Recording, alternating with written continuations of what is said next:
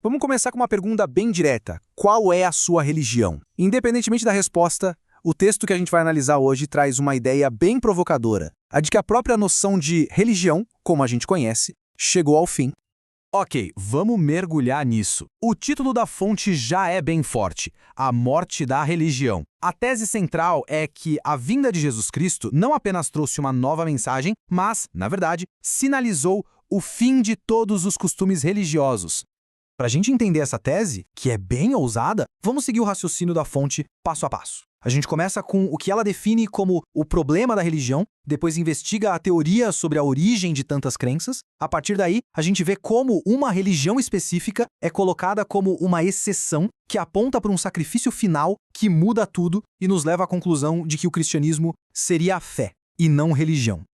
Então, o primeiro passo é a gente entender o que a fonte quer dizer com religião. Porque para esse argumento funcionar, a própria palavra já é o ponto de partida do problema, sabe? Olha, essa definição que a fonte dá é a chave de tudo. A religião é vista como uma criação humana, um sistema para explicar o que não tem explicação, para dar um sentido para o mistério. É super importante guardar essa ideia porque todo o resto vai depender dela. Pega só o exemplo da origem do universo. A ciência tem suas teorias, né? Mas uma resposta definitiva não tem. E a fonte argumenta que é exatamente nesse vácuo de conhecimento que a religião aparece, com explicações como o politeísmo ou o monoteísmo, ou seja, uma criação humana para preencher essa lacuna. Bom, isso leva a gente para uma pergunta bem óbvia, né? Se a religião é uma criação humana, por que existem tantas? Para responder, a fonte nos apresenta uma teoria baseada na sua interpretação de textos bíblicos. A narrativa é contada em 4 etapas. Primeiro, a queda que separou a humanidade de Deus. Como resposta, Deus teria criado um ritual de sacrifício para permitir essa comunhão. O ponto de virada, segundo o texto, é a terceira etapa, a corrupção. Seres espirituais rebeldes teriam influenciado as pessoas a distorcer esse ritual e isso levou à multiplicação de novas práticas e, consequentemente, novas religiões para adorar outras divindades. A fonte detalha bem o que considera serem essas práticas corrompidas. Elas são apresentadas como uma inversão do ritual original, criadas para afrontar Deus e incluem coisas bem pesadas como sacrifício humano, criação de ídolos e a adoração a esses seres rebeldes.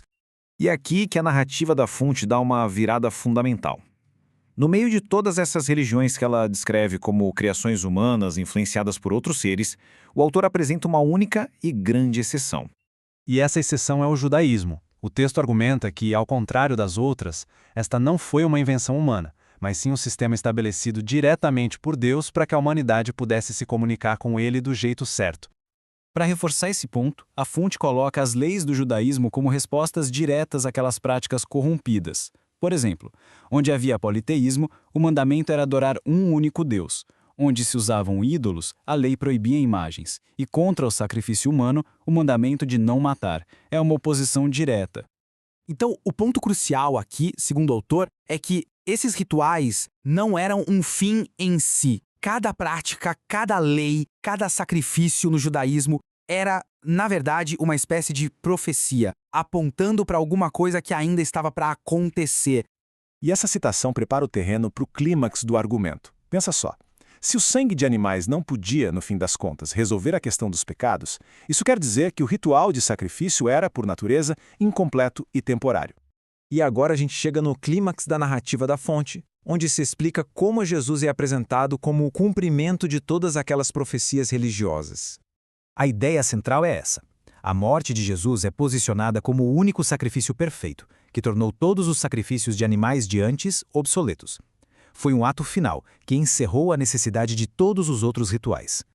Para a gente entender o tamanho disso, a fonte nos lembra do problema, a separação física e espiritual entre a humanidade e Deus, que era simbolizada por aquele véu que fechava o lugar mais sagrado do templo. E a solução apresentada é um evento muito poderoso.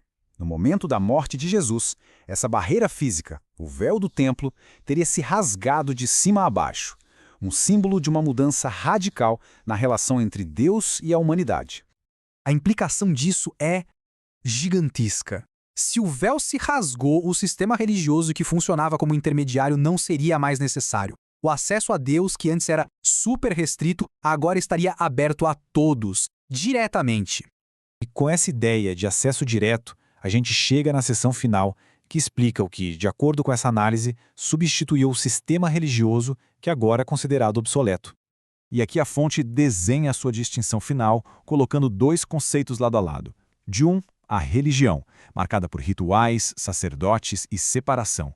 Do outro, o cristianismo, que é definido não como um sistema, mas como um modo de vida focado em relacionamento, conexão e liberdade. E agora vem a afirmação mais forte do texto. O autor argumenta que a religião institucional não foi o veículo para Jesus, mas sim sua antagonista.